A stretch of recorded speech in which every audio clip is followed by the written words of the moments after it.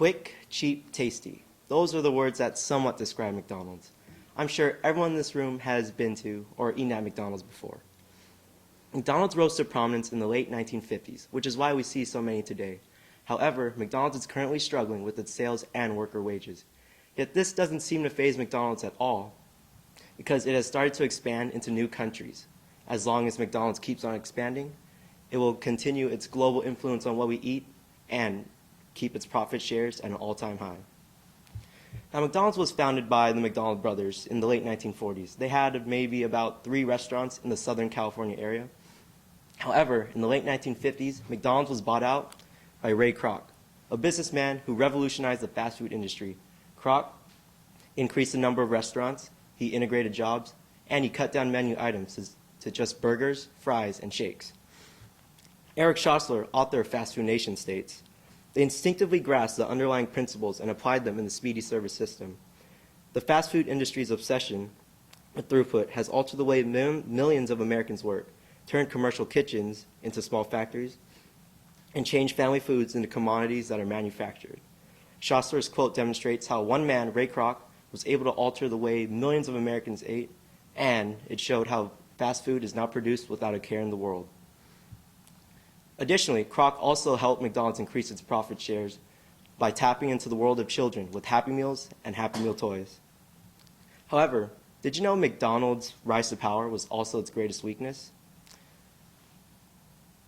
In the world of today, McDonald's seems to fall behind its competitors, largely due because of its new but unoriginal ideas. For example, McDonald's healthy foods have failed. Howard Penny, managing director of Hedgeye Risk Management, states, "McDonald's is focused on trying to be all things to all people. They've gone so far afield from their core that they're not really resonating with anyone anymore." Penny's quote demonstrates how McDonald's salads, apple fries, oatmeals, and bottled water have not been a hit among consumers because healthy has never been an intent of Ray Kroc. Additionally, I wouldn't want to pay $6 for a salad at McDonald's. As you can see from this graph, McDonald's stock continues to fall every day and every month, compared to Costco stocks, which seem to rise every day. Yet, the competitors have also made it tough on McDonald's because they have become innovative.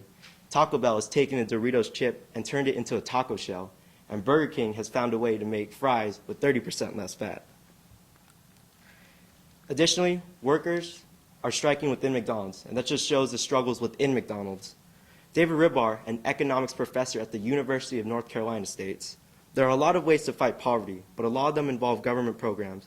But with the minimum wage, there's nothing to sign up for." Ribar's quote shows how a simple federal wage increase can help so many families rise above the poverty line. This shows that McDonald's needs to start negotiating with our government to help workers, because happy workers means more profits, and that's a lot better than outsourcing.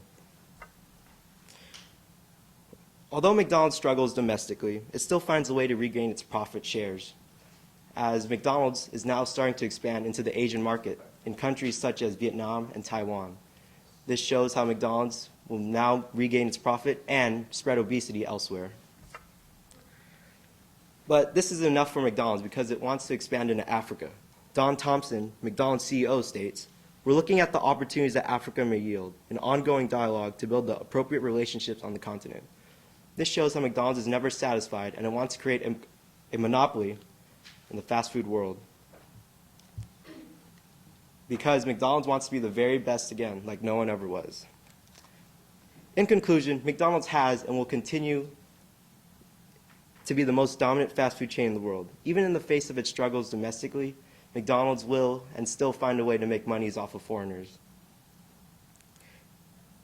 In fact, McDonald's will become the most dominant fast food chain once they take over Africa. Thus, there is no avoiding the golden arches wherever you go. Thank you.